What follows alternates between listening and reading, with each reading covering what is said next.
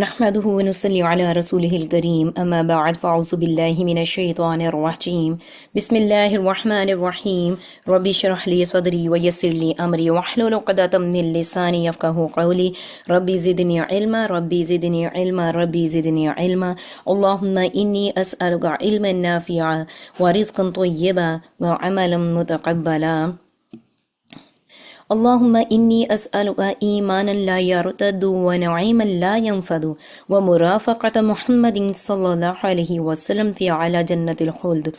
یہ ہم دعا تو کر رہے ہیں نا کہ آپ صلی اللہ علیہ وسلم کے ساتھ ہمیں اعلیٰ جنت میں، جنت الخلد میں رفاقت عطا کر دینا، رائٹ؟ لیکن اس کے لیے ہمیں کوششیں بھی کرنی پڑتی ہیں نا۔ تو پھر چونکہ ہم مقام بہت بڑا مانگ رہے ہیں، بہت بڑا مقام، ایک بہت اہم انسان جو میرے اللہ کا محبوب اور ہم سب کے محبوب، ہمارا سب کچھ قربان حضرت محمد صلی اللہ علیہ وسلم کا ساتھ مانگ رہے ہیں، ایک اعلیٰ انسان کا ساتھ، ایک اعلیٰ جنت میں مانگ رہے ہیں، رائٹ؟ تو پھر اس کے لیے کوششیں بھی بہت اعلیٰ چاہیے ہوں گی ہمیں، رائٹ؟ تو یہ ایک ریمائنڈر ہوتا ہے ہمارے لیے، تو یہ ایک دوسرے کو ہم نے دینا ہے۔ اللہم اجعل القرآن ربیع قلبی ونور صدری وجلاء حزنی وذہاب ہمی۔ اور یقین جانیں جب آپ یہ دعا مانگتے ہیں اور دل سے مانگتے ہیں تو قرآن واقعی آپ کے دل کی بہار بنتا ہے، آپ کے سینے کے لیے نور بنتا ہے، آپ کے غموں کو دور کرنے کا مداوا بھی بن جاتا ہے، بے شک۔ السلام علیکم ورحمۃ اللہ وبرکاتہ۔ میں امید کرتی ہوں کہ آپ سب انشاءاللہ ایمان اور صحت کی بہترین حالت میں ہوں گے۔ اللہ سبحانہ وتعالیٰ آپ سب کا یہاں پر آنا قبول و منظور فرما لے، اور جب آپ یہاں سے لوٹیں تو نافع علم لے کر لوٹیں، آمین اللہم آمین۔ اب ہوتا یہ ہے کہ جو ہم دین کو سیکھتے جا رہے ہیں، ہم ان شخصیات کو سیکھتے جا رہے ہیں اور ہم ان کے ساتھ وقت گزار رہے ہیں، اور پھر جب ہم ایک انسان کے ساتھ وقت گزارنا شروع کر دیتے ہیں نا، تو پھر آٹومیٹکلی ہم ان جیسا بننا شروع کر دیتے ہیں، ایسا ہی ہے نا؟ مثال کے طور پر اگر ہمارے ایک بچے کو کوئی سیلیبریٹی بڑی پسند ہے، آج کل کی جو سیلیبریٹیز ہیں سوشل میڈیا پہ کوئی بھی ان کو بڑی پسند ہے، وہ ہیئر سٹائل ویسا بنانا شروع کر دیتے ہیں، وہ ہیئر کٹ ویسا کرنا شروع کر دیتے ہیں، وہ ڈریسنگ ویسی کرنا شروع کر دیتے ہیں، وہ اپنے بولنے کا سٹائل ویسا بنانا شروع کر دیتے ہیں، رائٹ؟ تو کیا ہوتا ہے آہستہ آہستہ سے لوگ اس کو کہنا شروع کر دیتے ہیں تم تو فلاں کی طرح لگ رہے ہو، کیونکہ اس نے اس کی طرح کا بننا شروع کر دیا، رائٹ؟ تو ایٹ دی اینڈ ہم ویسے لگنا بھی شروع ہو جاتے ہیں، ٹھیک ہے؟ تو جب ہم نے ان شخصیات کے ساتھ وقت گزارا تو ہم نے ان جیسا بننے کی کوشش کی، رائٹ؟ آپ سب نے کی ان جیسا بننے کی کوشش۔ اب چونکہ جب ہم ان جیسا بننے کی کوشش کرتے ہیں آج کے دور میں، تو آج کے دور میں تو بہت ساری چیزیں ان کی زندگی کی، جو ہمارے اور لوگ ہیں جو اس دنیا کے ساتھ چلنے والے ہیں، ان کے لحاظ سے اس دنیا میں وہ چیزیں فکس نہیں ہوتی ہیں۔ اب چونکہ ہم ان لوگوں کو فالو کر رہے ہیں تو پھر ان کے مائنڈ سیٹ کے مطابق ہم لوگ بھی ان کی سوسائٹی میں فکس نہیں ہوتے ہیں، ٹھیک ہے؟ تو جب ہم فکس نہیں ہوتے ہیں نا دوسروں کی سوسائٹی میں، تو لوگ سب سے پہلا ہتھیار کیا ہوتا ہے، وہ ہمارا مذاق اڑانا شروع کر دیتے ہیں، ٹھیک ہے؟ وہ ہم پہ ہنسنے لگتے ہیں، وہ ہم پہ طنز کرنا شروع کر دیتے ہیں۔ تو کبھی بھی جب زندگی میں ایسا کوئی کام ہو، ٹھیک ہے، تو اگر زندگی میں بہت بڑی مشکل آئی لیکن ہم نے ام سلیم کی طرح صبر کیا، تو لوگ تو ہمیں کہیں گے یہ تو پاگل ہے عورت، اتنا صبر کون کرتا ہے، ٹھیک ہے؟ ان کے مطابق تو ہم سوسائٹی میں فکس نہیں ہو رہے ہیں نا، لیکن اگر وہ ہمیں پاگل کہہ رہے ہیں، بیوقوف کہہ رہے ہیں، تو لیٹ دم سے، ٹھیک ہے؟ اگر وہ ہمیں چاہ رہے ہیں انڈر ایسٹیمیٹ کرنا یا ڈی موٹیویٹ کرنا، تو لیکن ہم نے ان کی اس سچویشن کو، جو ہمارے ارد گرد انہوں نے ایک سرکل بنایا ہنسنے کا، ٹونٹ کرنے کا، طنز کرنے کا، ہم نے اس کو ایک موٹیویشن میں بدل دینا ہے، ٹھیک ہے؟ Table always turn, so keep going. Table always turns means کہ سچویشن کبھی بھی سیم نہیں رہتی ہے، ٹھیک ہے؟ تو اس لیے وقت خود ہی بتا دے گا کہ ان کو ہم پر ہنسنا چاہیے تھا یا نہیں چاہیے تھا، ٹھیک ہے؟ تو میرے پیارے اسٹوڈنٹس، جب بھی لوگ آپ پر ہنستے ہیں، آپ بہت بڑے بڑے ڈریم دیکھتے ہیں اور آپ کوئی ایک ایسا راستہ اختیار کرتے ہیں جس میں لوگوں کی تعداد کم ہے یا آپ اکیلے ہیں، کیونکہ بہت سارے خاندان ایسے ہیں جو ایک ڈگر پر چل رہے ہوتے ہیں لیکن ان میں سے کوئی ایک بچہ اٹھتا ہے، رائٹ؟ اب ایک بیٹی اٹھی ہے، اس نے ایک دم سے عبایا بھی پہننا شروع کر دیا، اس نے اسلام کو فالو کرنا شروع کر دیا، تو اس کا راستہ سب سے ڈیفرنٹ ہو گیا نا۔ باقی سب بہن بھائی بھی، ایون کے بہت ساری مسائل میرے سامنے، آپ کے بہن بھائی بھی آپ پر ہنستے ہیں کہ اس کا تو دماغ خراب ہو گیا دین کے ساتھ جڑ کے، رائٹ؟ یہ تو پاگل ہو گئی ہے، اس کو کیا ہو گیا، ٹھیک ہے، اس نے کوئی انوکھا قرآن پڑھنا شروع کر دیا، اس نے کوئی انوکھا دین سیکھنا شروع کر دیا، تو باہر کے لوگ تو بعد میں، لیکن جو آپ کی چار دیواری میں آپ کے ساتھ جو لوگ رہتے ہیں وہ آپ پر زیادہ پہلے ہنسنا شروع کر دیتے ہیں.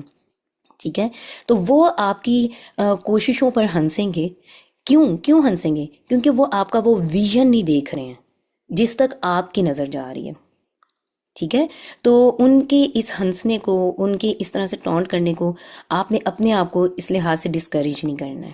کیونکہ آپ صلی اللہ علیہ وسلم کی جب زندگی کو ہم دیکھتے ہیں میری پیاری بہنوں، جب مکہ میں تھے تو آپ صلی اللہ علیہ وسلم کو جو کفار تھے وہ صادق اور امین کہا کرتے تھے، لیکن جیسے ہی حق بات کہی تو انہوں نے آپ صلی اللہ علیہ وسلم کا مذاق اڑانا شروع کر دیا. نعوذ باللہ، کیا کچھ نہیں کہا، جھوٹا کہا، سحر زدہ کہا، مجنون کہا، نعوذ باللہ پاگل کہا، کیا کچھ نہیں کہا تھا.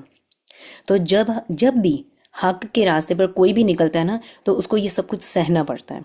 ٹھیک ہے، اسی طرح سے جو بڑے بڑے اسکالرز ہیں، انوینٹرز ہیں، لیڈرز ہیں، ان میں سے ہر کوئی جب بھی اس نے ایک نیا اور الگ سے کام کرنا شروع کیا، بہترین کام کرنا شروع کیا جس کے بارے میں زیادہ لوگ نہیں جانتے تھے، تو ہمیشہ اسے سب سے پہلے انڈر ایسٹیمیٹ ہی کیا گیا. ٹھیک ہے، لیکن ہمارا ہارڈ ورک، سنسیئرٹی، ہمارا صبر ہمیشہ اینڈ پر جیت جاتے ہیں. یہ سفر سارا بڑا ہی مشکل ہوتا ہے، یہ جیت بڑے امتحانات کے بعد آتی ہے. یہ ابھی تو میں نے ایک جملے میں یہ بات کہہ دی نا، لیکن ایک جملہ نہیں ہے. اکثر لوگوں کی زندگیاں گزر جاتی ہیں اس مشقت میں، اس اخلاص کے ساتھ اور اس صبر کے ساتھ. اور جیت اکثر جیت تو آپ کے مرنے کے بعد آپ کے نام کو ملتی ہے. تو اکثر تو ہمیں زندگی میں پتہ بھی نہیں ہوتا کہ ہم جیتے ہیں. زندگی میں ہمیں یہ لگ رہا ہوتا کہ شاید نہیں، لیکن ہمارے مرنے کے بعد جب ہم نہ رہیں گے تب بہت سارے لوگ ہمارے سامنے ایسے ہیں جن کا نام پھر ہمارے سامنے آتا ہے. ٹھیک ہے، تو یہ صبر، یہ مشکل وقت بڑا لمبا ہوتا ہے اس جیت کے لیے جیسے، لیکن ہم نے یہ کام کرتے رہنا ہے، ہارڈ ورک بھی کرتے رہنا ہے، سنسیئرٹی سے کرتے رہنا ہے اور صبر کے ساتھ کرتے رہنا ہے. مثال کے طور پر میں بڑی ایک نارمل سی ایگزامپل دوں گی آپ کو. جیسے ایک بچی کی شادی ہوتی ہے اور اپنے وہ سسرال میں جاتی ہے. ٹھیک ہے، اب اگر شروع میں چونکہ ایک بچی ایک نئے خاندان میں گئی ہے اور بہت ساری چیزوں کا اس کو نہیں پتہ ہے کہ اس نے کیسے ٹیکل کرنی ہے، اس نے کیسے ہینڈل کرنی ہے، ان لوگوں کو اس بچے کے عادات کا نہیں پتہ، تو بہت سارے مسئلے مسائل شروع میں ہوتے ہیں. ٹھیک ہے، آپ ایک نئی جگہ پر جا کے رہنا شروع کر دیا، نئے لوگوں میں، ایون کہ آپ کو اکثر تو نمک مرچ ان کے اسپائس وغیرہ آپ کے مطابق نہیں ہوتے. آپ نے اپنے ماں باپ کے گھر میں آپ کے اسپائس اور طرح کے ہوتے ہیں، سسرال میں جاتے ہیں تو وہ کھانے کا اسپائس اور ٹیسٹ اور طرح کا ہوتا ہے. تو بہت ساری بچیوں کو اور سسرال کو بھی ایک دوسرے کے ساتھ بہت کچھ فیس کرنا پڑتا ہے. لیکن اگر وہ وہیں پر ہی ہمت ہار جائیں اور وہ کہیں کہ بھئی ان کے ساتھ تو میری بن ہی نہیں رہی ہے، اور میں تو میرے ماں باپ نے تو مجھے ایسے رکھا ہی نہیں، میں تو یہاں پر نہیں رہ سکتی، اور وہ چلی گئی اپنے گھر، تو کیا وہ جو رشتہ اس نے قائم کیا تھا، ٹھیک ہے، وہ کبھی آگے کنٹینیو رہ سکے گا؟ وہ تو جو اس نے سفر بھی شروع ہی کیا ہوتا ہے تو وہ ختم ہو جاتا ہے، رائٹ؟ تو وہ یہ ہارڈ ورک، یہ سنسیئرٹی اور یہ صبر، یہ رشتوں میں بھی اور یہ آپ کے دین کے سفر میں بھی، ہر لحاظ سے یہ سفر کا ایک حصہ ہے، مشقت، اخلاص اور صبر اور جد و جہد. لیکن ایٹ دی اینڈ انشاءاللہ تعالیٰ آپ کی جیت ہوتی ہے، کیونکہ یہ چیزیں آپ کے لیے جیت ہی لے کر آتی ہیں انشاءاللہ. یہ لوگ جب آپ پر ہنستے ہیں تو میں کہتی ہوتی ہوں کہ ان کے ہنسنے کو نا اپنے ایک ایسے فیول کے طور پر لیں جو آپ کو بوسٹ اپ کر دیتا ہے، جو آپ کو موٹیویٹ کرتا ہے. ٹھیک ہے، اور جب کوئی آپ پر ہنس رہا ہے، کوئی آپ کو ٹونٹ کر رہا ہے یا آپ کو تنگ کرنے کی، ٹیز کرنے کی کوشش کر رہا ہے، اور آپ دین کے ساتھ جڑ کے اپنی مشقتوں میں، اپنے سفر میں قائم ہے، تو اس میں آپ نے خاموش رہنا ہے، ہر بات کا جواب نہیں دینا. کیونکہ جب ہم نیا قرآن سیکھنے لگتے ہیں ہم بہت زیادہ جذباتی ہو جاتے ہیں، رائٹ؟ اکثر ہم لاؤڈ ہو جاتے ہیں لوگوں کے ساتھ، ان کے ساتھ بحث و مباحثہ کرتے ہوئے. لیکن یہ حقیقی علم رکھنے والوں کا رویہ یہ نہیں ہے، ہم نے ایسا نہیں کرنا ہے. ٹھیک ہے، جب ایٹ دی اینڈ ہم کامیاب ہوتے ہیں نا تو ہماری کامیابی کو جو زبان ملتی ہے نا، اس کے ذریعے جو شور ہوتا ہے نا ہماری کامیابی کو، وہ ایسے لوگوں تک خود بخود پہنچ جاتا ہے. تو آپ کو لٹرلی اپنی زبان سے الفاظ ادا کرنے کی ضرورت نہیں پڑتی ہے. ٹھیک ہے، تو آپ نے جو لوگ کر رہے ہیں وہ کرنے دیں، لیکن جو آپ کا سفر ہے، اگر آپ کو پتا ہے کہ آپ حق پر ہیں تو آپ نے وہ کرتے رہنا ہے. ٹھیک ہے، یہ نہیں کہ لوگوں نے جیسے کپڑے پہننا شروع کر دیے ہم بھی ٹرینڈ کے مطابق ویسے پہننا شروع کر دیں، جیسے وہ کھانے کھا رہے ہیں ہم بھی ویسے کھانا کھانا شروع کر دیں، جیسے لوگوں نے بڑے بڑے گھر بنائے ہیں اب چونکہ ایک ہم نے بھی ویسا ہی بڑا گھر چاہیے. تو ان چیزوں میں ہم نے ریس نہیں لگانی ہے لوگوں کے ساتھ. اگر ہم ان چیزوں میں ریس لگائیں گے تو پھر جو ہمارا ویژن ہے اور ہمارا الٹیمیٹ گول جو ہے وہ جننا ہے، تو ہم وہاں تک پہنچ نہیں پائیں گے. پھر تو ہم ان دنیا داری کی چیزوں میں کھو کے رہ جائیں گے. لیکن ہم نے ایسا کرنا نہیں ہے انشاءاللہ. ٹھیک ہے. تو اس کے لیے ایک بہت بڑی جنگ ہے جو نفس کے ساتھ کھیلی جاتی ہے. جب میں یہ آپ کے لیے پریپیئر کر رہی تھی تو میرے مائنڈ میں امام ابن تیمیہ رحمۃ اللہ علیہ کا آیا کہ جب ان کو اینڈ پر ان کو قید خانے میں لے جایا گیا تو یہ ایک بڑی پیاری بات کہتے ہوتے تھے. اب آپ کے سامنے میں یہ اگزامپل اس لیے لے کر آئی ہوں کہ آپ اور میں ہم لوگ معمولی سے لوگ ہیں. ہم کس کھیت کی مولی ہیں؟ اتنے بڑے بڑے لوگ جنہوں نے دین اسلام کے لیے زندگیاں گزاری اور قربانیاں دیں بہت ساری، ان کے ساتھ بھی لوگوں نے یہ رویے کیے ہیں. ٹھیک ہے، تو یہ ہماری موٹیویشن کے لیے ہے.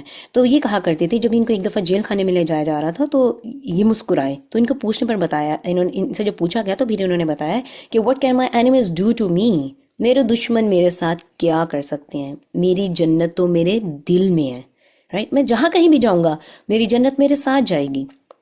مثال کے طور پر کہ اگر آپ نے مجھے اینڈ پر بتانا کہ یہ جنت انہوں نے کس چیز کو کہا تھا، ٹھیک ہے، میں آپ سے یہ کویشچن کروں گی، اور آپ نے بتایا کہ اگر یہ مجھے قید کر دیتے ہیں تو اس کا مطلب ہے کہ مجھے تو اللہ سبحانہ وتعالیٰ کے ساتھ عبادت کرنے کا اور اللہ کے ساتھ وقت گزارنے کا ایک بہترین موقع مل جائے گا. مجھے کوئی ڈسٹریکٹ کرنے والا نہیں ہوگا، میں اکیلا ہوں گا. رائٹ، میں اپنے اللہ کے ساتھ ایک بہترین طریقے سے ایک ریلیشن ڈیولپ کر سکتا ہوں. اور اگر یہ مجھے قتل کر دیتے ہیں تو مجھے شہادت کا رتبہ مل جائے گا. اور اگر یہ مجھے قتل بھی نہیں کرتے اور مجھے قید میں بھی نہیں ڈالتے، اور اگر مجھے یہ پھر ایٹ دی اینڈ مجھے میری زمین سے جلا وطن کر دیتے ہیں، مجھے ایکسپیل کر دیتے ہیں، تو یہ تو اللہ سبحانہ وتعالیٰ کے راستے میں ایک بہترین سفر ہوگا.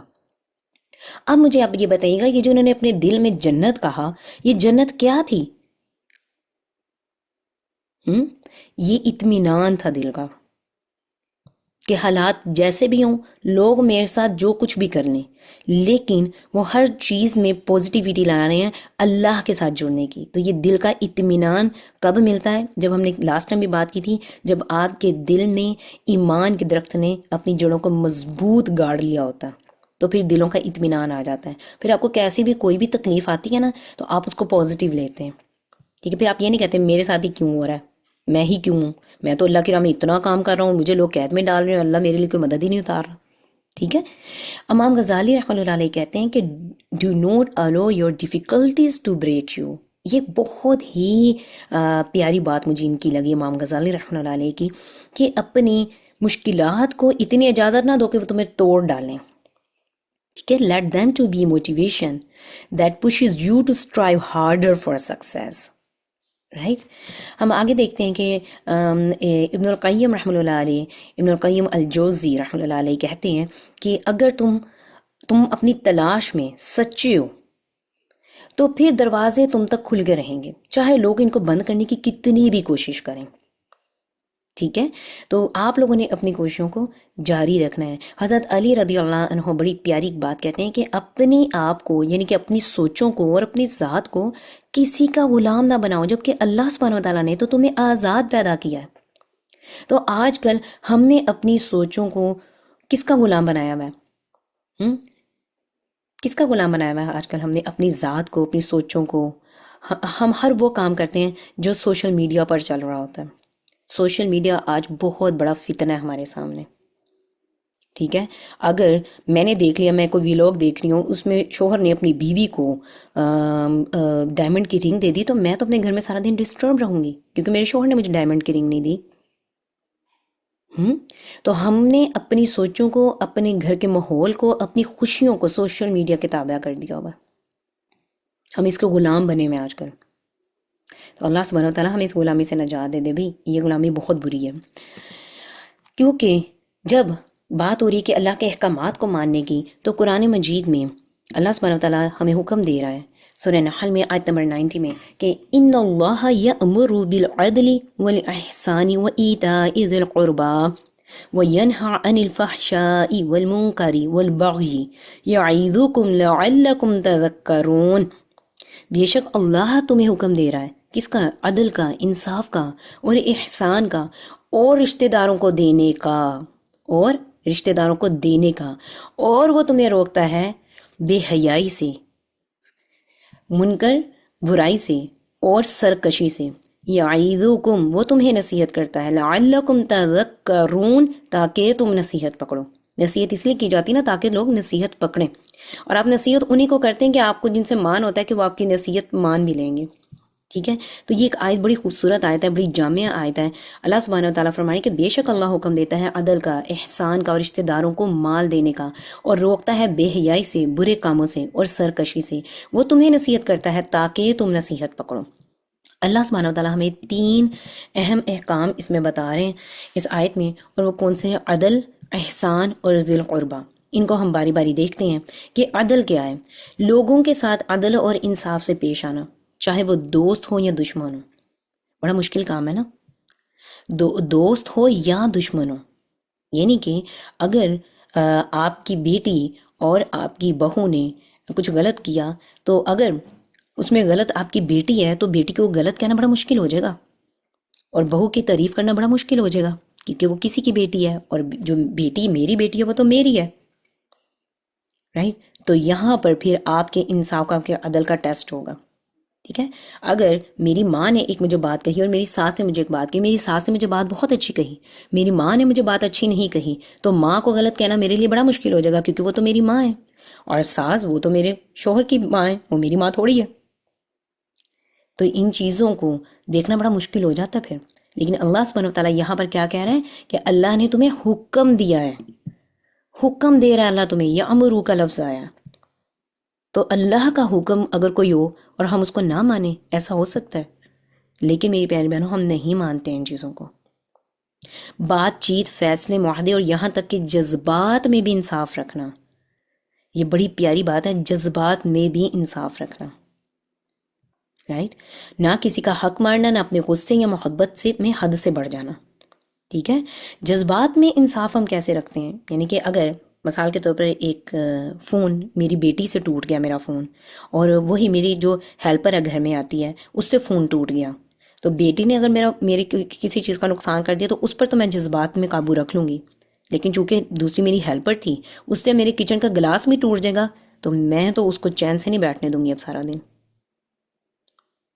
تو جذبات میں تو میں نے انصاف کیا ہی نہیں، جو کمزور ہے اس کو دیکھ کر میں نے سب کچھ بول دیا۔ خیر، احسان دیکھتے ہیں، احسان کیا ہے؟ خلوص نیت کے ساتھ نیکی کرنا، صرف فرض پورا ہی نہیں کرنا بلکہ اس سے بڑھ کے بھی کرنا ہے۔ فرض پورا نہیں کرنا، اس سے بڑھ کر بھی کرنا ہے۔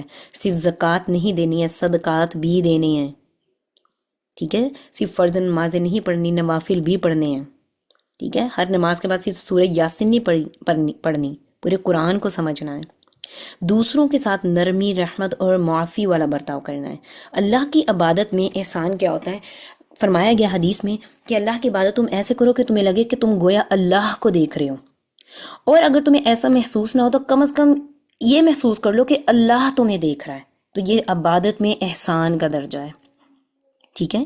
احسان میں دل کی پاکی اور حسن سلوک شامل ہوتا ہے۔ احسان صرف لوگوں کو دکھانے کے لیے نہیں کیا جاتا، ٹھیک ہے؟ لوگوں کو دکھانے کے لیے نہیں کیا جاتا کہ یہ میں نے میرا دوسرے پر احسان ہے اور میں یہ کام کر رہی ہوں، اور لائک دوسرے مجھے بہت اچھا بولیں گے، ٹھیک ہے؟ اس میں آپ کی دل کی پاکی ہونا بہت ضروری ہے، اس میں ریاکاری نہیں ہونی چاہیے، اس میں حسن سلوک ہونا چاہیے۔ سسٹر ریبا، آپ کو پتہ ہے کہ ہم پہلی سلائیڈ میں یہ سب چیزیں شامل کر دیتے ہیں، ٹھیک ہے؟ تو آپ جب ریکارڈنگ دیکھیں گے تو آپ کو مل جائے گی انشاءاللہ۔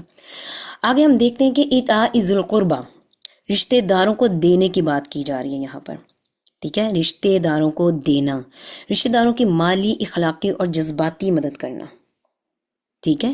ان کی ضروریات کا خیال رکھنا، صلہ رحمی کرنا۔ اسلام نہ صرف معاشرتی انصاف سکھاتا ہے بلکہ خاندانی ذمہ داریوں کی بھی تعلیم دیتا ہے، ٹھیک ہے؟ تو رشتہ داروں کی مالی، اخلاقی اور جذباتی مدد کرنا۔ اگر کبھی زندگی میں کوئی مشکل وقت آتا ہے اور ہمیں رشتہ داروں میں کسی نے ہیلپ کر دی، تو ہم شاید کبھی وقت آیا ہم بھول جائیں کہ اس وقت میں مجھے کس نے مجھے 10,000 دیا تھا اور کس نے مجھے 20,000 دیا تھا، شاید ہم بھول جائیں۔ لیکن اس مشکل وقت میں جس نے ہمارے کاندھے کے اوپر ہاتھ رکھ کر اور یہ حوصلہ دیا ہوتا ہے نا کہ اٹس اوکے، میں تمہارے ساتھ ہوں، اللہ تمہارے ساتھ ہے، میں تمہارے ساتھ ہوں، انشاءاللہ کچھ بھی نہیں ہوتا، یا آپ اپنے ساتھ کی نہ بھی اس کو تسلی دیں، بس یہی کہتے ہیں کہ کوئی مسئلہ نہیں، اللہ تمہارے ساتھ ہے، سب بہتر ہو جائے گا۔ وہ جو ایک تھپکی ہوتی ہے نا حوصلے والی، وہ ہمیشہ یاد رہتی ہے، ہمیشہ۔ اس لیے کہتے ہیں کہ اخلاق میں جو بہترین الفاظ ہیں نا، ان کی کوئی قیمت نہیں ہوتی ہے۔ وہ لائک آپ کو کچھ خریدنا نہیں پڑتا ان کے لیے، پیسوں کے لیے تو آپ ان کو ایک اپنے مال میں سے رقم دے رہے ہیں نا، لیکن جو اپنے الفاظ ان کے ساتھ بول رہے ہیں نا، وہ آپ نے کہیں سے خریدنے نہیں ہیں، لیکن اس کے لیے دلوں کی وسعت چاہیے. یہ چیز بڑی ضروری ہوتی ہے. اور پھر رشتہ داروں کو دینا، جن میں سے اکثر تو آپ کو پلٹ کے تھینک یو بھی نہیں بولتے ہیں، ٹھیک ہے، آپ کی دی ہوئی چیز کی قدر نہیں کی جاتی ہے، ایسی جگہ پر دینا، تو یہ ایک بہت بڑا ٹیسٹ ہے. اب اسی آیت میں اللہ سبحانہ وتعالیٰ نے پہلے 3 کام کرنے کا ہمیں حکم دیا، اور اب اللہ کے 3 منع کردہ اعمال ہمارے سامنے آ رہے ہیں. اب وہ کیا ہیں؟ فحشا یعنی کہ بے حیائی ہے، منکر برائیاں ہیں، اور باغی ظلم اور زیادتی ہے. ٹھیک ہے، اب اس میں ہم دیکھتے ہیں کہ باری باری فحشا کیا ہے. وہ تمام غیر اخلاقی اور شرمناک اعمال جو انسان کی عزت، پاکیزگی اور کردار کو نقصان پہنچاتے ہیں. اور اس میں کیا کیا شامل ہو سکتا ہے؟ اس میں بے تحاشا چیزیں شامل ہو سکتی ہیں، زنا شامل ہو سکتا ہے، نکاح کے بغیر تعلقات، گندی گفتگو، اس پر غور کیجیے گا، گندی گفتگو، اریانی، فحش لباسی یا حرکات، اس طرح کی کوئی بھی. اور بے حیائی میں میری پیاری بہنوں یہ بھی چیز شامل ہے کہ آپ کی پوری فیملی، آپ اپنے بچوں کے ساتھ، اپنی بہوؤں کے ساتھ، اپنے پوتے پوتیوں کے ساتھ، آپ سب اکٹھے بیٹھے ہوئے ہیں، اور آپ ٹی وی پر کوئی ایک ایسی چیز دیکھ رہے ہیں جس میں آپ کو کوئی شرم ہی محسوس نہیں ہو رہی. آپ ناچ گانے دیکھ رہے ہیں، آپ ایسے گندے لباس میں آگے خواتین کو دیکھ رہے ہیں سب اکٹھے بیٹھ کر، تو یہ ایک بڑی نارمل بات ہو گئی ہوئی ہے ہماری فیملیز میں. وہ اس میں کوئی شرم محسوس ہی نہیں کرتے ہیں. ساس سسر بھی بیٹھے ہوئے ہیں، بیٹے بہویں بھی بیٹھی ہوئی ہیں، بیٹیاں بھی بیٹھی ہوئی ہیں، داماد بھی بیٹھے ہوئے ہیں، اور سب یہ سب چیزیں دیکھی جا رہی ہیں. استغفر اللہ، اللہ سبحانہ وتعالی ہم سب کو ہدایت دے. المنکر سے کیا مراد ہے؟ برائیاں، گناہ اور ناپسندیدہ اعمال، ہر وہ کام جو اسلام اور عقل سلیم کے نزدیک برا اور قابل نفرت ہو. اس میں جھوٹ بولنا بھی شامل ہے، دھوکہ دینا بھی شامل ہے، اس میں نافرمانی بھی شامل ہے، اور یہ اللہ کی بھی ہو سکتی ہے، آپ کے ٹیچر کی بھی ہو سکتی ہے جو آپ کو سکھانے والے ہیں، اور والدین کی بھی ہو سکتی ہے. لیکن والدین کو تو آج کل ہم کہتے ہیں کہ ان کو تو کچھ پتہ ہی نہیں ہے، سب کچھ ہمیں معلوم ہے. اور استاد تو کوئی بہت ہی دکین اسی سی کوئی سوچ رکھنے والا میرا ٹیچر. ہم اسٹوڈنٹس کی اتنی جرأت ہے کہ ہم اپنے ٹیچر سے نفرت کرتے ہوئے ایک سیکنڈ کے لیے بھی نہیں سوچتے ہیں. اسی وجہ سے آج ہمارے علم کا معیار یہ ہے جو ہم سب کے سامنے ہے. اس لیے وہ علم صرف ایک کتابوں کا اور کاپیوں کے صفوں کا حصہ بن کے رہ گیا، ہمارے کردار میں نہیں اترا، کیونکہ ہم نے استاد کے پروفیشن کو اہمیت ہی نہیں دی، عزت ہی نہیں دی. اور اللہ کی جہاں پر بات آتی ہے تو اللہ کو تو جب ہم سانس نکلے گا، روح الگ ہوگی تو پھر دیکھی جائے گی، تبھی اللہ کا سامنا کرنا ہے. ابھی تو ہم نے دنیا کو خوش کرنا ہے نا، تو اللہ کو تو تب ہم دیکھ لیں گے. نعوذ باللہ. رشوت، ظلم، چوری، بدعنوانی، ہر طرح کی برائیاں اس میں شامل ہیں. باقی کو جب ہم دیکھتے ہیں تو اس میں ظلم، زیادتی اور حد سے تجاوز کرنے والی ساری برائیاں شامل ہیں. حدود کو توڑنا، ناحق کسی پر ظلم کرنا، تکبر اور سرکشی کر دینا. ٹھیک ہے، غصے میں ایک شوہر نے بیوی کو جتنی مرضی مرتبہ طلاق ہے کہہ دے، کوئی مسئلہ ہی نہیں ہے، ہم حد کو تھوڑی توڑ رہے ہیں، کوئی مسئلہ نہیں، بار بار ہم کفارہ دے دیں گے اور بات ختم ہو جائے گی. ظلم، تکبر، سرکشی، طاقت یا مقام کا غلط استعمال کرنا بغی میں شامل ہے. کمزوروں کو دبانا، غصے یا ضد میں انصاف کو پامال کر دینا، حسد اور ضد سے دوسروں کو نقصان پہنچانا. اور جب ہم طاقت اور مقام کا غلط استعمال کی بات کرتے ہیں تو میں اس میں جنرل سی بات کروں گی، چونکہ ہم مائیں ہیں اور ہمارے طاقت کے اندر کون ہے؟ ہمارے بچے ہیں. تو یہ بڑی غلط چیز ہے ہمارے ذہنوں میں پالی ہوئی. جب ہمیں کچھ سب خاندان کے رشتہ داروں کا سارا غصہ، گھر والوں کا سارا غصہ ہم کس پر لا کر اتارتے ہیں؟ اپنے بچوں پر. اور یہ کہہ کر ہم پیرنٹس بڑے سویٹ بن جاتے ہیں کہ کوئی بات نہیں، میں تو تمہاری ماں ہوں، میں تو تمہارا باپ ہوں، سوکے میں تم پہ نہیں غصہ اتاروں گی تو کس کو کہوں گی؟ What is this like? آپ کے بچے کی اپنی ایک پرسنالٹی ہے، آپ کے بچے کی اپنی ایک لائف ہے. ٹھیک ہے، وہ کوئی کھلونا نہیں ہے کہ جب جی چاہے گا آپ اس کو لا کر اس کے اوپر جوتے مارنا شروع کر دیں گے. تو یہ ہم ماؤں کو بھی سوچنا چاہیے کہ ہم طاقت اور مقام کا کہاں پر غلط استعمال کر رہے ہیں. ٹھیک ہے، تو اللہ نے احکام دیے تاکہ نصیحت حاصل کی جائے. تو یہ آیت مبارکہ کو میں کہتی ہوتی ہوں کہ یہ ایک اسلام کا اخلاقی دستور ہے، جس کو like you can call it moral constitution of Islam. ٹھیک ہے، کیونکہ یہ ہمیں سکھاتی ہے کہ ایک مسلمان کو زندگی کیسے گزارنی ہے. ٹھیک ہے، تو اللہ سبحانہ و تعالیٰ ہمارے لیے آسانیاں کرے اور ان سب باتوں پر ہم عمل کرنے والے بن جائیں. اور یہ جو آیت ہمارے سامنے آئی ہے آج، اس آیت کو سلف صالحین اور صحابہ بھی ہر جمعے کے جمعے اپنے خطبے میں شامل کیا کرتے تھے.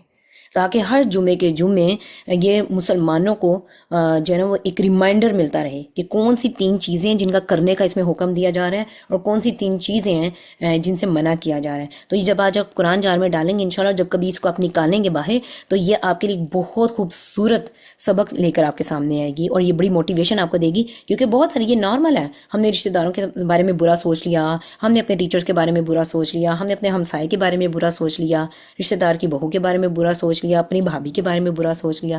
کسی کے برا سوچنے کے بارے میں تو ہماری کوئی حدود نہیں ہے نا.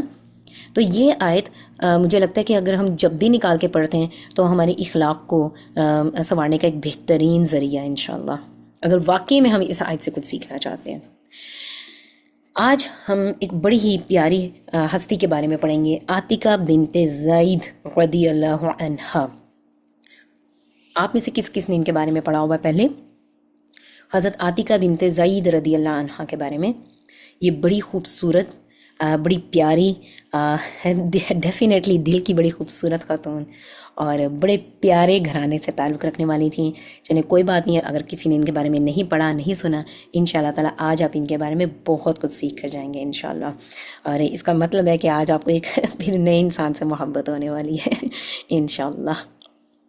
ہم دیکھتے ہیں کہ حضرت عاتکہ بنت زید رضی اللہ عنہ کون تھیں. خاندان قریش کے قبیلہ عدی سے تعلق رکھتی تھیں، اور سلسلہ نسب ان کا کچھ اس طرح سے ہے کہ عاتکہ بنت زید بن عمر بن نفیل بن عبد العزیٰ بن ریاح بن عبداللہ بن قرز بن زراح بن عدی بن قعب بن لوئی. اب آپ کو ان کے والد کا نام تو یہاں پر پتہ چل گیا، زید بن عمر.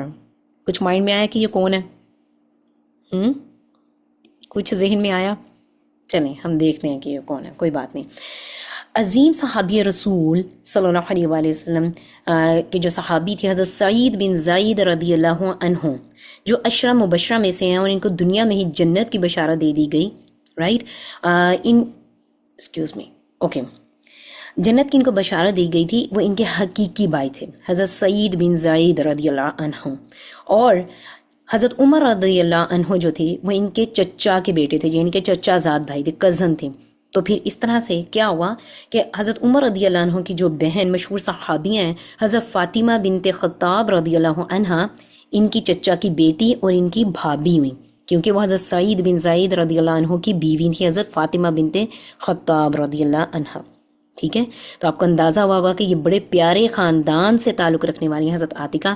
اس میں حضرت فاطمہ بنت خطاب پر بھی ٹاپک بنا کر ہم پوری سٹوری کو پڑھ سکتے تھے، یا حضرت عمر پر بھی پڑھ سکتے تھے، حضرت سعید بن زید پر بھی پڑھ سکتے تھے.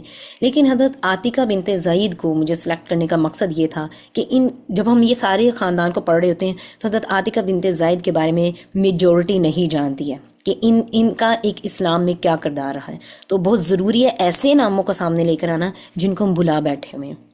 رائٹ، چلیں ہم دیکھتے ہیں ان کے بارے میں کہ حضرت عاتکہ رضی اللہ عنہا کے والد محترم جو تھے وہ زید زمانہ جاہلیت میں ہی توحید کے قائل تھے، اللہ کی یکتانیت اور وحدانیت کا اعتراف کرتے تھے، اور جن کے حوالے سے رسول اللہ صلی اللہ علیہ وآلہ وسلم کا ارشاد گرامی ہے کہ وہ قیامت کے دن تنہا ایک امت کی حیثیت سے اٹھیں گے. زید کو چند سال قبل از بعثت نبوی صلی اللہ علیہ وآلہ وسلم کسی دشمن نے قتل کر ڈالا تھا، اور عاتکہ ڈیفینیٹلی یتیم ہو گئی تھیں، اور سن شعور کو پہنچنے کے بعد اسلام قبول کیا اور شرف صحابیت سے مشرف ہوئی تھیں. ٹھیک ہے، اور ان کے والد کے بارے میں ہم ایک بڑی پیاری روایت ہمارے سامنے آتی ہے، میں چاہوں گی کہ وہ میں آپ کے سامنے لے کر آؤں. اور وہ روایت یہ ہے کہ اچھا میں آپ کو ایک بات بتاؤں کہ پہلے تو جو ہے نا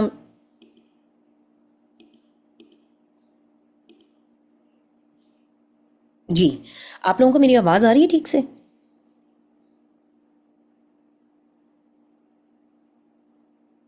جی اوکے، الحمدللہ کثیرم. اوکے، پہلے آپ کے سامنے میں حدیث ایسے ہی پڑھ لیا کرتی تھی کہ آپ صلی اللہ علیہ وآلہ وسلم نے فرمایا، لیکن اب جہاں جہاں پر میری کوشش ہے کہ میں آپ کو سند کے ساتھ حدیث سامنے لے کر آؤں، وہ اس لیے میری پیاری بہنوں کہ حدیث ہم متن کو کہتے ہیں کہ آپ صلی اللہ علیہ وآلہ وسلم نے یہ فرمایا.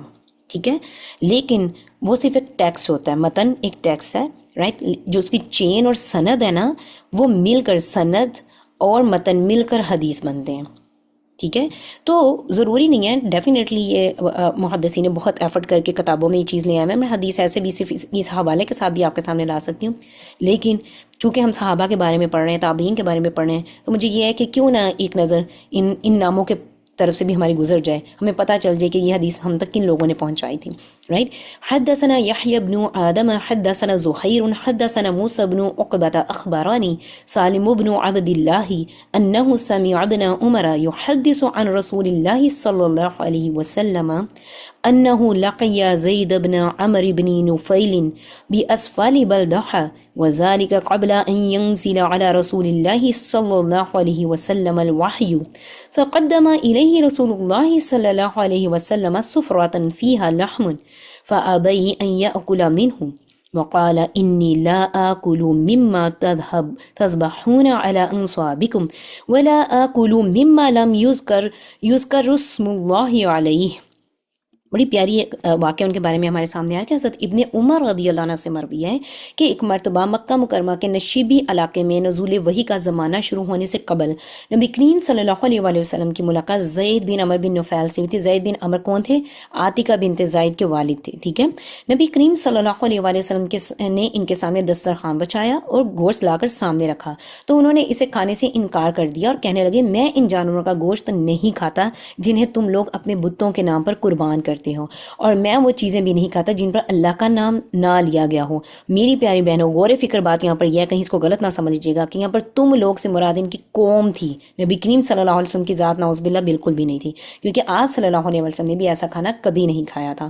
اور پھر زید بن عمر کے بارے میں ایک اور بات بھی ہمارے سامنے آتی ہے کہ یہ توحید کو پہچاننے والے تھے اور حق اور باطل میں فرق کرنے والے انسان تھے، اور یہ بیت اللہ میں جا کر اللہ کے گھر کی چادر کو زور سے پکڑ پکڑ کر رویا کرتے تھے کہ یا اللہ مجھے کوئی ایسا راستہ دکھا دے جس سے میں تجھ تک پہنچ سکوں، میں تیری پہچان حقیقی معنی میں کر سکوں.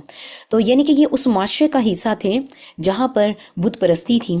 ٹھیک ہے. لیکن یہ اپنے اللہ کو پہچاننے کی کوشش میں رہے، لیکن آپ صلی اللہ علیہ وسلم کی نبوت کے اعلان سے پہلے یہ دنیا سے رخصت ہو گئی تھی. ان کو قتل کر دیا گیا یا یہ ویسے ہی ان کو قدرتی موت آ گئی، واللہ عالم بالصواب، لیکن یہ دنیا سے چلے گئے تھے.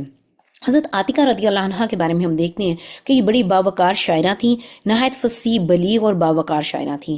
عربی زبان اور ادب میں انہیں ایک نمایاں مقام حاصل تھا اور ان کا شمار ان ممتاز شاعرات میں سے ہوتا تھا جنہوں نے کمال سخن، گہرائی احساس اور حسن بیان سے دلوں کو چھو لیا تھا. اب آپ یہ کہیں گے مائنڈ میں آئے گا کہ قرآن میں تو شاعروں کو برا کہا گیا یا اسلام میں تو شاعروں کے بارے میں ایک اچھا کنسیپٹ نہیں ہے. تو میری پیاری بہنوں، ہم ایک چیز کے ساتھ سٹک ہو جاتے ہیں. ایکچولی مسئلہ یہ ہے کہ اس شاعری کو برا کہا گیا اسلام میں، وہ شاعری جو آپ کو اللہ سے اور آپ کو اسلام سے یا جو اللہ تعالیٰ کے بتائے ہوئے احکامات ہیں ان سے بہکانے والی ہو. رائٹ. جو آپ کو بے حیائی کی طرف لے جانے والی ہو، جس ابھی ہم آیات میں پڑھے تھے نا، فحشاء اور منکر اور برائی، ان چیزوں کی طرف لے جانے والی شاعری ہو. یعنی کہ ایک ایسی شاعری جس میں آپ اپنے محبوب کے بارے میں اتنی ایگزیجریشن کر دیں کہ اس کا رتبہ نعوذ باللہ خدا سے بھی بڑھا دیں. رائٹ. تو ایسی شاعری. لیکن یہ لوگ اس طرح کے شاعر نہیں تھے. یہ آگے ہم ان کے بھی شاعری کو بھی دیکھیں گے تو آپ کو پتہ چلے گا کہ کس طرح کی شاعرہ تھی. مرثیہ گوئی میں ان کی مہارت بے مثال تھی، اور یہ وصف اس وقت بھی ان میں نمایاں ہو گیا جب انہوں نے یک کے بعد دیگر اپنے وفات پانے والے شوہروں پر ایسے درد انگیز مرثیہ گوئی کی تھی کہ جو فصاحت اور بلاغت کے نادر نمونے بن گئے تھے. مرثیہ گوئی شاعری کی ایک ایسی قسم ہے، جب کوئی مر جاتا ہے تو اس کے بارے میں، اس کے دکھ میں جو آپ شاعری کرتے ہیں اس کو مرثیہ گوئی کہا جاتا ہے. ٹھیک ہے. علامہ ابن کثیر سیدہ عاتقہ رضی اللہ عنہ کے بارے میں لکھتے ہیں کہ وہ بڑی حسین اور جمیل اور عبادت گزار خاتون تھیں. ٹھیک ہے. اور ہم دیکھتے ہیں کہ ان کی پہلی شادی کس سے ہوتی ہے. ان کی پہلی شادی زید ابن خطاب سے ہوئی جو اسلام لا چکے تھے اور یہ حضرت عمر رضی اللہ عنہ کے بڑے بھائی تھے. ٹھیک ہے. ان سے عمر میں بڑے تھے اور ان کی مدد میں اور ان کی سرکردگی میں انہوں نے عاتقہ نے مدینہ منورہ کی جانب 622 عیسوی میں جو انہوں نے ہجرت کی تھی، لیکن بعد میں دونوں کے آپس میں نہیں بن سکی، دونوں کی آپس میں ڈیورس ہو گئی. تو دسمبر 632 میں ہم دیکھتے ہیں کہ جنگ یمامہ میں زید جو ہیں وہ شہید ہو گئے تھے. اب جب ان کی دوسری شادی ہوتی ہے حضرت ابو بکر صدیق رضی اللہ عنہ کے صاحبزادے حضرت عبداللہ بن بکر سے، تو اس شادی میں جو ان کا وقت گزرتا ہے، ایکچولی اس شادی کے دورانیے میں ہی ان کا کردار ابھر کر ہماری ہسٹری میں سامنے آتا ہے کہ عاتقہ ایکچولی تھیں کون. اب ہم دیکھتے ہیں کہ حضرت عبداللہ کو ان سے اس قدر محبت تھی کہ ان کے عشق میں جہاد تک کو ڈیلے کر دیتے تھے، ترک کر دیتے تھے، چھوڑ دیتے تھے. ٹھیک ہے. اور وہ بھی شوہر پر جان چھڑکتی تھیں اور ہمیشہ ان کے آرام کو اپنے آرام پر ترجیح دیتی تھیں. اس میں ہم دیکھتے ہیں کہ سیدنا عبداللہ بن ابی بکر رضی اللہ عنہما نے جب انہیں دیکھا تو ان سے نکاح کا ارادہ فرمایا اور ان کے ساتھ رشتہ ازدواج میں منسلک ہو گئے۔ جب شادی کے بعد سیدہ عاتقہ سیدنا عبداللہ بن ابی بکر کے گھر آئیں تو وہ اکثر اوقات اپنے گھر میں ہی رہتے تھے، یعنی کہ ان کے شوہر عبداللہ بن ابی بکر اپنے گھر میں رہتے تھے۔ اچھا، عبداللہ بن ابی بکر کا اگر ہم ذکر کرتے ہیں تو عبداللہ بن ابی بکر کا اسلام میں ایک بڑا اہم کردار رہا ہے۔ اگر آپ کے مائنڈ میں ہو کہ جب آپ صلی اللہ علیہ وسلم نے حضرت ابوبکر صدیق کے ساتھ جب مدینہ کی طرف ہجرت کا سفر شروع کیا تھا اور غار سور میں جب وہاں پر جا کے رہے تھے تو عبداللہ بن ابی بکر رضی اللہ عنہ کا ہمارے سامنے نام آتا ہے کہ جب یہ دن کے وقت ساری وہ خبریں کفار مکہ کی اکٹھی کیا کرتے تھے اور پھر وہاں پر جا کر آپ صلی اللہ علیہ وسلم حضرت ابوبکر صدیق تک وہ ساری خبریں پہنچایا کرتے تھے کہ پیچھے کفار کی کیا پلاننگ چل رہی ہے اور مکہ والے کیا سوچ رہے ہیں۔ اور پھر دوسری طرف ہم دیکھتے ہیں کہ عامر بن فہیرہ جو غلام تھے رضی اللہ عنہ، وہ بکریاں چرایا کرتے تھے وہاں پر تاکہ یہاں پر عبداللہ بن ابی بکر کے جو راستے پر آنے جانے والے جو پاؤں کے نشانات ہیں وہ بکریاں جب وہاں پر چڑھتی تھی تو وہاں سے ہٹ جاتے تھے۔ اب آپ کے مائنڈ میں آیا کہ عبداللہ بن ابی بکر کون تھے، رائٹ؟ تو ان کا وہاں پر ایک بڑا اہم کردار ہمارے سامنے آتا ہے۔ تو خیر جب ان کی شادی ہوتی ہے تو انہوں نے اپنے گھر میں ٹھہرنا شروع کر دیا، اپنی بیوی کے ساتھ زیادہ وقت گزارنا شروع کر دیا تھا۔ تو اس صورتحال کو جب حضرت ابوبکر صدیق رضی اللہ عنہ نے بڑی شدت سے محسوس کیا اور انہوں نے کہا کہ اپنے بیٹے کے بارے میں جب یہ پتہ چلا کہ وہ تو ہر وقت اپنی بیوی عاتقہ کی محبت کی وجہ سے تو وہ تو سستی کا شکار ہوتے جا رہے ہیں اور انہیں دینی لحاظ سے بھی ان کو خطرہ محسوس ہوا، تو پھر انہوں نے فیصلہ کیا کہ ان دونوں میں جدائی کروا دی جائے اور انہوں نے اپنے بیٹے کو حکم دے دیا کہ تم اپنی بیوی کو طلاق دے دو۔ تو پہلے تو وہ اپنی اس چیز کو ٹالتے رہے کہ نہیں میں ایسا نہیں کر سکتا، کیونکہ ان کو اپنی بیوی سے بہت زیادہ محبت تھی، بیوی کو ان سے بہت محبت تھی۔ لیکن خیر انہوں نے اپنے تھوڑی سی جب ان پر پریشر آیا تو انہوں نے ایک طلاق دے دی، ٹھیک ہے۔ اور اس ایک طلاق کے بعد جو ان میں آپس میں جدائی ہوئی تو اس نے ان کو بہت پریشان بھی کیا۔ یہاں پر میں ایک چھوٹی سی بات ایڈ کرتی جاؤں گی کہ یہاں پر حضرت ابوبکر صدیق رضی اللہ عنہ نے اپنے بیٹے کو طلاق کا کہا، تو اس کا مطلب یہ نہیں کہ ہم میں سے کوئی بھی ماں باپ اٹھ کے اپنے بچوں کو طلاق کا کہنا شروع کر دیں گے، کیونکہ ہمیں پتہ چلا کہ حضرت ابوبکر صدیق یعنی کہ نے یہ کہا تھا، اس کا مطلب پیرنٹس کے پاس یہ رائٹ ہے۔ آپ میں سے کوئی بھی والدین نہ تو وہ حضرت ابوبکر صدیق ہیں اور نہ ہی ان کا بیٹا عبداللہ بن ابی بکر ہے، رائٹ؟ یہ سچویشن ایک الگ سے تھی۔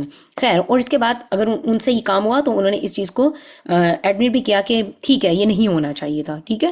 خیر ایسا ہوتا ہے تو اس دوران میں انہوں نے پھر کہتے ہیں نا آپ جس کے ساتھ رہتے ہیں، ابھی ہم جو بات کہتے ہیں ویسے ہونا شروع ہو جاتے ہیں، چونکہ ان کی بیوی ایک بہت باوقار شاعرہ تھیں تو ایسا ہی ہوا کہ وہ اپنی بیوی کے ساتھ رہتے رہتے خود بھی بہت بہترین شاعر بن گئے ہوئے تھے۔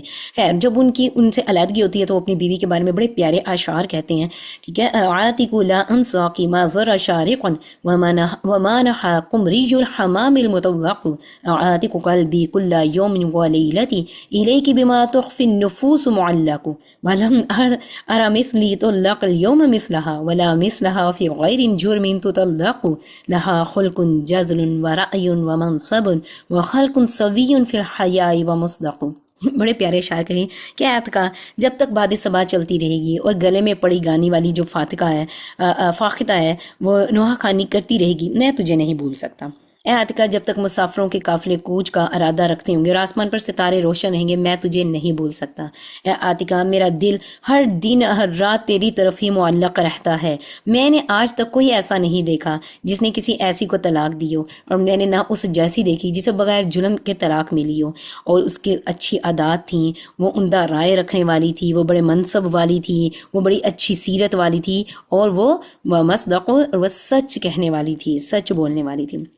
اب رات کے سناٹے میں جب بیٹھے ہوئے یہ شاعری کہہ رہے ہوتے ہیں اپنی بیوی کی جدائی میں، ایکچولی لائک حضرت عاتقہ اور حضرت عبداللہ بن ابی بکر کے جب ہم ریلیشن کو دیکھتے ہیں شادی کے بعد تو لائک ان کا آپس میں رومانس ہے اور آپس میں ان کا پیار ہے، سبحان اللہ۔ تو لائک جس کو ہم کہتے ہوتے ہیں کہ جب ان کا جو ہنی مون پیریڈ ہے وہ کچھ زیادہ لمبے عرصے کے لیے چلتا رہا، اور سبحان اللہ میں کہتے ہیں کہ یہ ایگزامپلس ہمارے سامنے آئیں کیونکہ یہ بھی انسان تھے نا، تو ہر انسان کی اپنی ایک فیلنگز ہوتی ہیں، رائٹ؟ تو ان کی اپنی ایک فیلنگز تھی میاں بیوی کے آپس میں، سبحان اللہ۔ لیکن جب والد نے یہ سنا کہ میرا بیٹا ایک بہت زیادہ پریشان ہو گیا اپنی بیوی کی جدائی میں اور وہ اس سے الگ نہیں رہ پا رہا ہے، تو خیر انہوں نے اجازت دے دی کہ جاؤ تم اپنی بیوی سے رجوع کر لو۔ انہوں نے ایک طلاق دی ہوئی تھی ابھی تک اپنی بیوی کو، رائٹ؟ اب جب انہوں نے سنا کہ میرے والد نے مجھے یہ اجازت دے دی تو با آواز بلند پکار کر خوشی میں جھومتے ہوئے کہا کہ ابا جان گواہ رہنا میں نے رجوع کر لیا، اور اتنے خوش تھے کہ اس دوران انہوں نے اپنا ایک غلام تھا جس کا نام ایمن تھا اس کو آزاد کر دیا تھا، رائٹ، دیکھیں خوشی میں آزاد کر رہے ہیں غلام کو، اور کہا کہ جاؤ تم میری طرف سے آزاد ہو، اور پھر وہ بھرپور مسرت اور شادمانی کا اظہار کرتے ہوئے دوبارہ اپنی بیوی کی طرف رجوع کرتے ہوئے گئے اور اس کو یہ خوشخبری سنانے کے لیے بھاگتے ہوئے اس کے پاس چلے گئے۔ تو خیر پھر ہم دیکھتے ہیں کہ عبداللہ بن ابی بکر رضی اللہ عنہ کی شہادت، سبحان اللہ، وقت کبھی بھی ایک جیسا نہیں رہتا نا، زندگی میں ہمیشہ کسی کو بھی زندگی ہمیشگی کے لیے نہیں ملتی ہے، اور یہ دنیا کی زندگی ہے، کبھی نہ کبھی تو ختم ہونی ہے۔ تو خیر جو اس دنیا میں آیا ہے اس کے جانے کا بھی ایک وقت مقرر ہے، اور اس میں ایک لمحہ کے لیے نہ تو تاخیر ہو سکتی ہے اور نہ ہی تقدیم ہو سکتی ہے، اور یہ قرآن ہمیں بارہا بتا چکا ہے۔ سیدنا عبداللہ بن ابی بکر رضی اللہ عنہ کو ہم دیکھتے ہیں تو رسول اللہ صلی اللہ علیہ وسلم کے ہمراہ غزوہ طائف کے لیے روانہ ہوئے تھے۔ اس دوران جنگ میں انہیں ایک تیر لگا جس سے وہ شہید ہو گئے، اس طرح وہ خوش قسمت شہداء کے زمرے میں شامل ہو گئے۔ جب ان کی وفات کی خبر سیدہ عاتکہ رضی اللہ عنہا کو پہنچی تو وہ جدائی کے غم میں لمبی لمبی آہیں بڑھنے لگیں، کیونکہ ان کو اپنے خاوند سے بہت زیادہ محبت تھی۔ اپنے خاوند کی یاد میں انہوں نے یہ خوبصورت مرثیہ گوئی کی، خوبصورت اشعار کہے۔ انہوں نے کہا کہ مجھے دیکھیں اب جو اشعار کہہ رہی ہیں اپنے خاوند کی جدائی میں کہہ رہی ہیں، لیکن اس سے پہلے انہوں نے واضح کر دیا کہ ان کا خاوند کن لوگوں کے بعد ان کی زندگی میں آتا ہے۔ مجھے نبی صلی اللہ علیہ وآلہ وسلم اور سیدنا ابو بکر کے بعد سب سے بہتر انسان کی جدائی کا صدمہ پہنچا ہے جو کسی طرح بھی کم نہ تھا۔ میں نے قسم کھا لی کہ میری آنکھوں سے غم کے آنسو ختم نہ ہوں گے اور میرا جسم گرد آلود ہی رہے گا جب تک درختوں کے جھنڈ میں فاختہ گاتی رہے گی اور جب تک روشن صبح رات کو دھکیلتی رہے گی، میری آہذاری جاری رہے گی۔ اللہ کی قسم کوئی آنکھ ایسی نہیں جس نے اس جیسا نوجوان دیکھا ہو۔ جب جنگ میں نیزے حرکت میں آتے ہیں تو یہ موت کی وادی میں گھس جاتا ہے، حتیٰ کہ نیزے کو سرخ حالت میں چھوڑ دیتا ہے، یعنی کہ نیزے پر اس کے سرخ خون کے نشان باقی رہ جاتے ہیں۔ خیر ہم دیکھتے ہیں کہ جب وفات سے پہلے انہوں نے اپنی زندگی میں ہی عبداللہ بن ابی بکر نے اپنی بیگم کو حضرت عاتکہ بنت زید کو ایک زمین گفٹ کی تھی اور کہا تھا کہ اگر میں کبھی شہید ہو بھی جاتا ہوں، میں تمہاری زندگی میں نہیں بھی رہتا نا، تو یہ زمین کو استعمال کر کے تم اپنی ضروریات کو پوری کرتی نا، یہ میری طرف سے تمہارے لیے تحفہ ہوگا، لیکن تم کبھی کسی اور سے شادی نہ کرنا۔ یعنی کہ یہ ان کی ایک محبت کا ایک اظہار ہے اپنی بیوی کے ساتھ۔ اسے پتہ چل رہا ہے کہ وہ اپنی بیوی کو کسی اور کے ساتھ برداشت نہیں کر سکتے تھے، اور بیوی بھی ان سے بہت زیادہ محبت کرتی تھی، ٹھیک ہے۔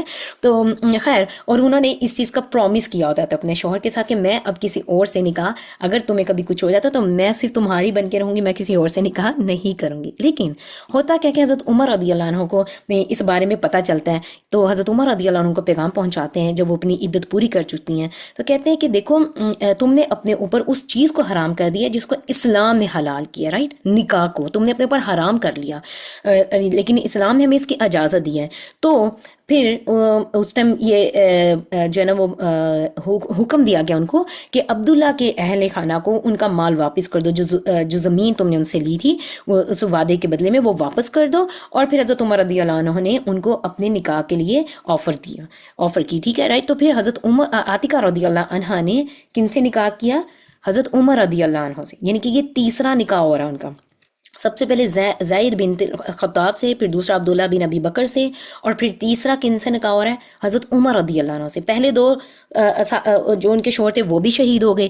خیر اب ہم دیکھتے ہیں حضرت عمر رضی اللہ عنہ کے جب نکاح میں آتی ہیں تو ان سے بھی ان کی محبت اور تعلق بھی نہایت گہرا اور مثالی رہا، مخلص رہی اپنے شوہر کے ساتھ۔ حضرت عمر رضی اللہ عنہ نے بھی جام شہادت نوش کیا، رائٹ۔ حضرت عمر رضی اللہ عنہ بھی شہید ہو گئے، تیسرا شوہر بھی شہید ہو گیا۔ انہوں نے پھر ایک دردناک مرثیہ پڑھا، اس میں وہ کیا کہتی ہیں کہ فیروز دہلوی نے مجھے دکھ درد دیا ہے۔ یہ وہ انسان تھا جس نے حضرت عمر رضی اللہ عنہ کو شہید کیا تھا، رائٹ۔ اور ایسے شخص پر کاری وار کیا جو روشن چہرے والا، سبحان اللہ، قرآن کی تلاوت کرنے والا اور اللہ کی طرف رجوع کرنے والا تھا، جو کمزور سے شفقت سے پیش آنے والا، دشمن کے خلاف سخت اور مصائب میں ثابت قدم رہنے والا اور بات ماننے والا تھا۔ جب بھی وہ کوئی بات کہتا تو اس کے قول اور فعل میں کوئی تضاد نہ ہوتا تھا، خیرات میں جلدی کرنے والا اور تجھ سے پیش نہ آنے والا تھا، رائٹ۔ تو یہ اپنے شوہر کی اس میں تعریف کر رہی ہیں کہ وہ اللہ کی طرف رجوع کرنے والا تھا، وہ قرآن پڑھنے والا تھا، وہ خوبصورت انسان تھا۔ تو یعنی کہ اس طرح کی شاعری سے اسلام نے ہمیں منع نہیں کیا ہے، ٹھیک ہے۔ اب ہم دیکھتے ہیں چوتھی شادی، سبحان اللہ، کین یو امیجن ایک عورت کا چوتھا نکاح ہو رہا ہے کہ یہ صرف نا ہمیں ایک کہانی کے طور پر پڑھ رہے ہیں، اس کو فیل کریں حضرت عاتکہ رضی اللہ عنہا کی جگہ پر کہ کبھی ہمارے معاشرے میں کسی خاتون کے ساتھ اگر ایسا ہوتا ہے تو زندگی کتنی میزریبل لگتی ہے کہ اس کے ساتھ جس کا نکاح ہو رہا ہے وہی دنیا سے جاتا جا رہا ہے، رائٹ. حضرت عمر فاروق رضی اللہ عنہ کی شہادت کے بعد حضرت عاتقہ رضی اللہ عنہ کا نکاح کس کے ساتھ ہوتا ہے؟ سبحان اللہ، حواری رسول حضرت زبیر بن العوام سے. سبحان اللہ. اچھا، آپ نے مجھے بتانا اینڈ پہ ان کے شوہروں میں کتنے عشرہ مبشرہ شامل تھے. یہ بڑی قیمتی خاتون تھیں. ان کے شوہروں میں سے جس کے ساتھ نکاح ہوا ان میں سے کون کون سے عشرہ مبشرہ میں شامل تھے، رائٹ. شادی میں انہوں نے 2 شرطیں رکھی تھیں. اچھا، زبیر بن العوام کون تھے؟ ہم نے ان کا پہلے بھی ذکر کر لیا ہوا. You should give me answer by the way, right. یہ اسما بنت ابی بکر کے شوہر تھے، رائٹ. تو خیر، شادی میں انہوں نے 2 شرطیں رکھی تھیں. ایک یہ کہ زبیر انہیں کبھی ماریں گے نہیں، کیونکہ ان کے بارے میں تھا کہ جب یہ غصے میں تھے تو 1-2 دفعہ انہوں نے اپنی بیوی پر ہاتھ اٹھایا تھا. واللہ اعلم بالصواب. ان کے حقوق سلب نہیں کیے جائیں گے. اور دوسرا یہ کہ انہیں مسجد جانے سے نہیں روکیں گے. تو انہوں نے کہا تھا کہ ٹھیک ہے. خیر، ان کا نکاح حضرت زبیر بن العوام سے ہوا، ٹھیک ہے. حضرت زبیر بن العوام آپ صلی اللہ علیہ وسلم کے پھپھو کے بیٹے بھی تھے، ٹھیک ہے. حضرت زبیر رضی اللہ عنہ نے 656 عیسوی میں جنگ جمل کے موقع پر شہادت پائی. سبحان اللہ. حضرت عاتقہ رضی اللہ عنہ فرط غم سے نہ ڈھال ہو گئیں. 4تھا شوہر بھی شہید.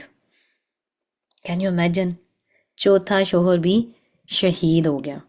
اب اس کے بعد ہم دیکھتے ہیں کیا ہوتا ہے کہ اس سابقہ تمام شوہر شہید ہو گئے، اور یہ مشہور ہو گیا تھا کہ جسے شہادت کا درجہ پانا ہو وہ حضرت عاتقہ رضی اللہ عنہا سے شادی کر لے. ہوتا کیا ہے کہ حضرت علی رضی اللہ عنہ بن ابی طالب نے ان سے شادی کی خواہش ظاہر کی، مگر انہوں نے انکار کر دیا اور کہا کہ اے برادر نبی، یعنی کہ نبی صلی اللہ علیہ وسلم کے بھائی، میں آپ رضی اللہ عنہ کو مرتے ہوئے نہیں دیکھ سکتی. آپ بڑے قیمتی ہیں، بڑے پیارے پیارے لوگ شہید ہو گئے.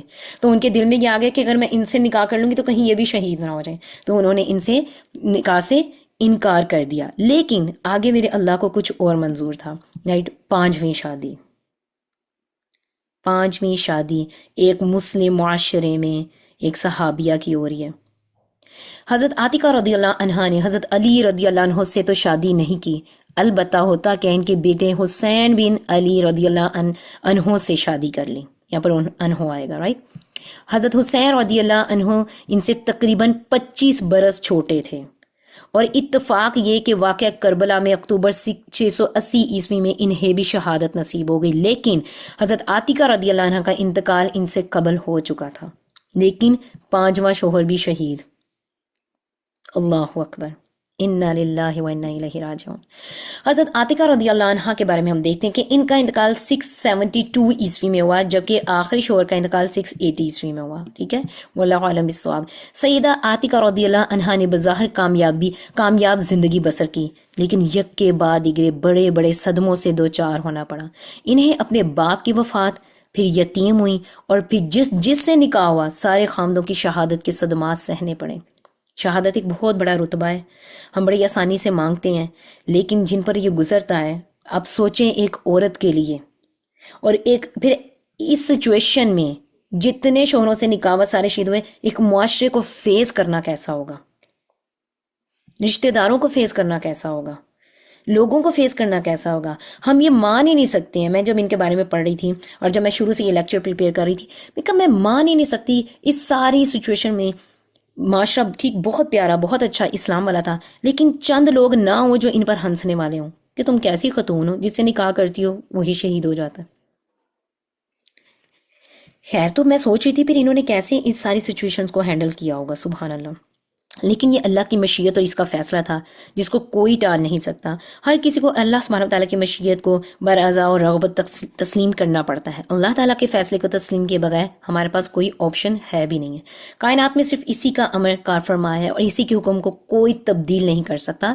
اللہ سبحانہ وتعالیٰ نے قرآن مجید میں جیسا کہ فرمایا، سورہ تکویر میں آتا ہے، وَمَا تَشَاءُونَ إِلَّا أَن يَشَاءَ اللَّهُ رَبُّ الْعَالَمِينَ، اور تم تو چاہ بھی نہیں سکتے اگر وہ نہ چاہے، جو اللہ ہے، جو رب ہے تمام جہانوں کا. تو اللہ تعالیٰ حضرت عاتقہ رضی اللہ عنہ اور دوسری تمام صحابیات اور صحابہ کرام پر اپنی رحمتیں برسائے اور انہیں اپنی خوشنودی سے نواز دیں. آمین یا رب العالمین. ہم دیکھتے ہیں ان کی سٹوری سے جو ریفلیکشن ہمارے سامنے آتا ہے. ایک سب سے پہلی بات یہ کہ علم و فصاحت کی اہمیت ہمارے سامنے آ رہی ہے کہ حضرت عاتقہ رضی اللہ عنہ عرب کی فصیح و بلیغ شاعرہ تھیں، اور ان کی شاعری میں فکری گہرائی ہمارے سامنے آ رہی ہے، جذبات کی صداقت ہمارے سامنے آ رہی ہے، اور دین کے لیے محبت نمایاں جھلک رہی ہے ان کے الفاظ سے۔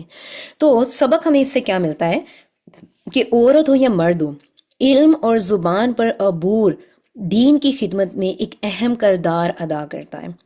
ہمیں بھی اپنے کلام میں حکمت، وقار اور سچائی کو پیدا کرنا بہت زیادہ ضروری ہے، ٹھیک ہے۔ دوسری بات جو ہمیں ان کی پرسنالٹی سے سامنے آتی ہے وہ حق گوئی اور جرأت اظہار ہے۔ انہوں نے کئی مواقع پر اپنے جذبات اور موقف کا بے خوفی سے اظہار کیا، خاص طور پر اپنے شوہروں کی شہادت کے بعد ان کے حق میں مرثیے کہے، جن میں حق اور باطل کی کشمکش کو انہوں نے اجاگر کیا۔ تو حق بات کہنے میں کبھی بھی خوف محسوس نہ کریں، چاہے حالات کیسے بھی ہوں، ٹھیک ہے۔ اور پھر مزے کی بات یہ کہ جب وہ یہ بات کر رہی ہیں ساری، تو معاشرے میں کوئی ان کو یہ نہیں کہہ رہا کہ پہلا شوہر شہید ہوا، دوسرا شوہر شہید ہوا تو یہ اس پہ بھی شاعری کر رہی تھی، تیسرا شوہر شہید ہوا تو یہ اس پہ بھی شاعری کر رہی تھی۔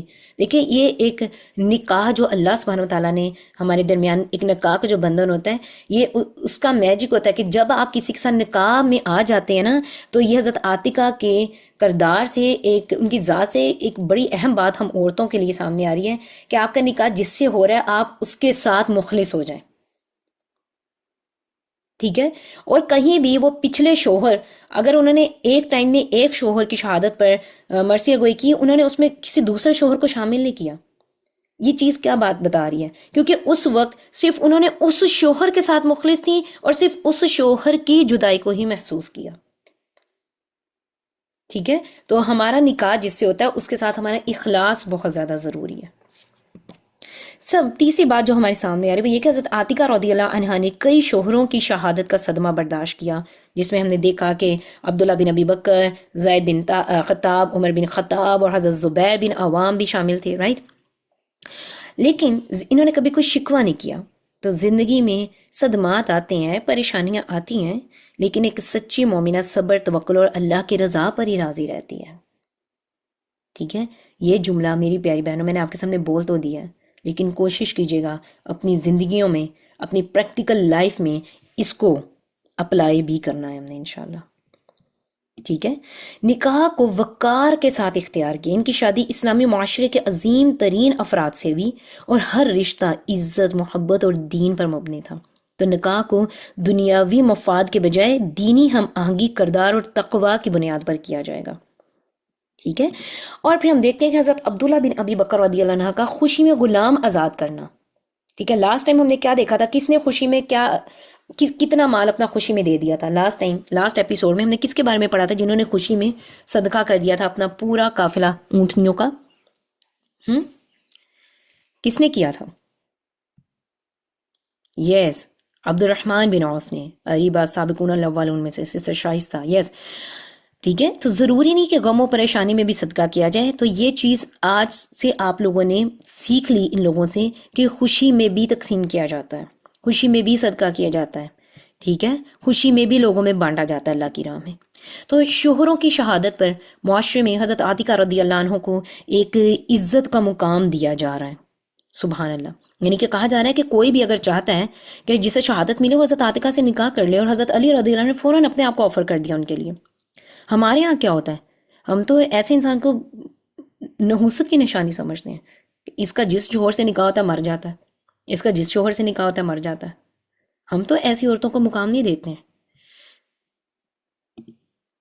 تو کرنے کا کام میری پیاری بہنوں اس سبق سے جو ہمیں مل رہا ہے یہ کہ اپنی سوچوں کو سنوارنا ہے۔ سوچ سنورے گی تو الفاظ خود بخود بہتر ہو جائیں گے۔ ہمارا آج کا لیکچر بھی اسی سے شامل ہوا تھا کہ ہمارے ساتھ لوگ جو مرضی کر لیں، ہم نے اپنی سوچ کو پازیٹیو رکھنا ہے، اور سوچ سنورے گی تو الفاظ خود بخود بہتر ہو جائیں گے۔ اور الفاظ کا چناؤ جب بہتر ہوتا ہے نا تو آپ کے معاملات میں بہتری آٹومیٹکلی آ جاتی ہے، اور ایسے ہی معاشرہ پیارا بنتا ہے، ایسے ہی خاندان پیارا بنتا ہے، ایسے گھروں کی چار دیواری میں خوبصورتی آتی ہے۔ اللہ سبحانہ وتعالیٰ اس سارے علم کو ہمارے عمل میں لے آئے۔ آپ سب کا یہاں پر آنا قبول و منظور فرما لیں، اور یہ بڑی پیاری ہستی جن کے بارے میں آج آپ سب نے جانا، اور مجھے امید ہے کہ آج آپ کو حضرت عاتقہ بنت زید رضی اللہ عنہ سے بھی محبت ہوگی، ایسا ہی ہے نا، حضرت عاتقہ بنت زید رضی اللہ عنہا سے۔ سبحانک اللہم و بحمدک لا الہ الا انت استغفرک و اتوب الیک۔ جزاکم اللہ خیرا کثیرا. السلام علیکم ورحمۃ اللہ وبرکاتہ.